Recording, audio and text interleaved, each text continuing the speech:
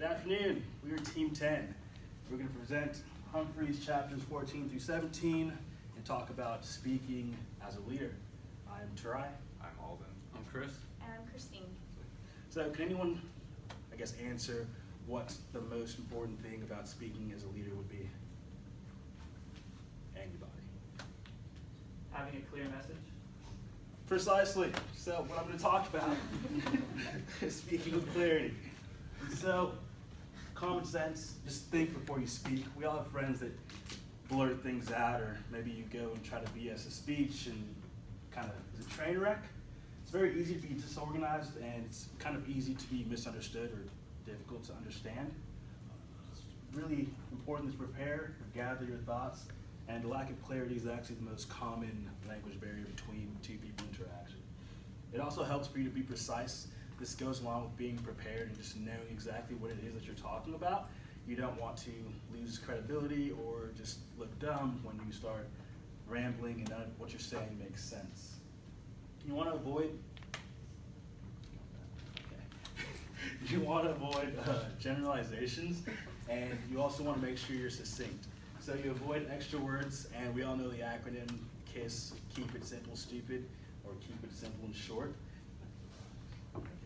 And so, next, for speaking with clarity, you want to avoid jargon, slang, euphemisms, acronyms that you don't explain. Like I explained KISS. If someone here did not know what KISS was, they'd just be confused, frankly. And you want to make sure you're always on message. So you avoid tangents, and you avoid speaking about things that aren't relevant or don't pertain to your actual presentation. And with things like this, where it's a timed presentation, it's really easy to start going on tangents just to fill in lines like I'm doing right now. But that being said, Alden's going to take over. Thank you. So taking the jargon, this is basically just speaking more like a human being and less like a robot. The chapter is broken up into 6 sections, starting with abstract words. The example the text gave was parabolic arches that form the main shielding elements over the playing area. This is an extremely bizarre and weird way to just say roof. So, some people use it like engineers and whatnot, so just try to keep it simple when you can. Next is big word syndrome. The examples are meteorological, instead of just saying weather, weather-related, and metropolis, instead of just saying city. Again, keep it simple. Buzzwords, these are kind of words that are popular but mean everything and nothing. Paradigm, for example, is a word that means like 6 to 7 different things. It can mean anything from a person's own frame of reference to a model diagram, and oftentimes it's used in a lot of low context situations, so it just leaves people feeling confused. Cliches, this is more like cliche phrases rather than words. So ballpark figure, no one really knows how this came to be, but it's just a weird way to say estimate or guess.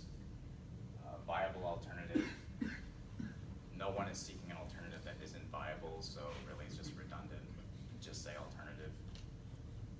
Noun clusters, nothing's wrong with these nouns separately, but when you put them all together to try and sound important, it kind of just misleads the reader. They have to stop for a second and look at it like, wait, what the hell does that mean?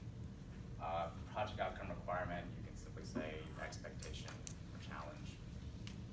And acronyms, some acronyms that are widely known, like IBM, they're actually known for their name as IBM. Like, no one knows what the hell you're talking about if you say International Business Machines. So for that, you want to use acronyms, but for lesser known ones like HP for Hewlett Packard, BMO for Bank of Montreal, and M&A for merger and acquisition, some people in your industry may know these, but most people are kind of not sure on these, so just try to avoid it when possible.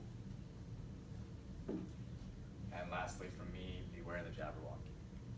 So the Jabberwocky is a very strange and bizarre poem written by Lewis Carroll. I'm sure most people have read it sometime when they were a kid. It uses a lot of made-up words, grammar. It's kind of just strung together in a bizarre way. The main premise of this chapter is to avoid sounding like the Jabberwocky poem. And now I'm going to pass it to Chris to talk about being conversational. Thank you. All right, so So when talking as a speaker, Humphreys mentioned that you want to be conversational when you're talking to your audience. And one of the tips that he pointed out was speak to your audience the way you would speak to like a close associate or family member. So what this is going to do is this is going to make the interaction more genuine and more real. So this is going to have your audience be more receptive to what you have to say. Which is why you should never want to talk down to your audience or preach to them, because at the end of the day, we don't like that. None of us like to be preached to or talked down to. And this is like a misconception that like a lot of leaders have. It's like if you're a leader, you're supposed to have like this authority, and you're supposed to make it, known usually. And a lot of times this actually takes away from your leadership skills.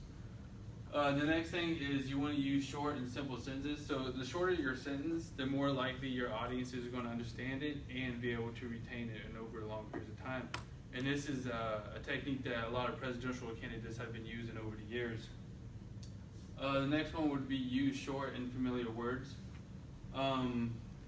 As we discussed earlier, use words that we use on a daily basis. I mean, it's just a conversation with your audience, and that's how you're going to earn the trust most likely with your audience. You don't have to try to find words, and this is another misconception of leadership. A lot of times leaders try to throw words in there to make them seem superior, and again, this just ends up backfiring on them, hurting them. Next slide, please.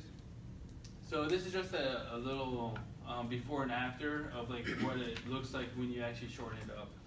So the one on your left, they're saying the exact same thing, but the one on the left is very puffed up, and it kind of looks like my resume. Like when you read my resume, it's like it just goes on and on and on. You like, it's not really necessary, but that's what we want.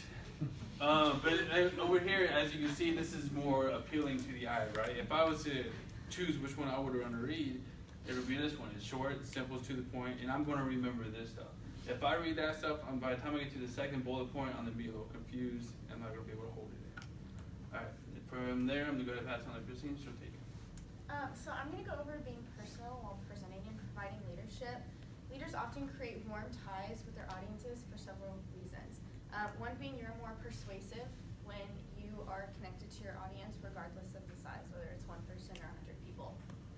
Some key words that are used to strengthen these connections are I, you, and we. So using I creates personal convictions. Some good sentences to include in your presentation using the word I would be like I believe or I'm convinced. And telling stories in the first person can also connect you to the audience as they can see like what challenges you've overcome. Try to be aware of using I too much though. You don't want to come off as conceited, boastful, or even self-depreciating. Using you engages your audience while referring directly to them. The more you refer to your audience, the more they will listen to you and understand what you're saying. Some examples of sentences include, I know that everybody in this room, or I want to say to all of you that I am proud of you. It is also possible to use you to reinforce positive messages, like in a team, as often used in sports. Be careful to always remember to use you in positive messages. You don't want to say things like, I don't agree with you or you are wrong. Using we brings an audience together with the speaker, and this builds rapport and a common bond. And now I'm going to pass on to Chris to conclude our presentation. All right, thank you. All right, so just a wrap up what we've talked about. So we talked about speak with clarity, take the jar out of jargon, be conversational, and be personal. So we're all going to get to a position where we're going to become a leader, and we're going to be put in leadership positions. So it's important to actually take these into consideration to be effective in that position. So at this time, with that being said, is there any questions?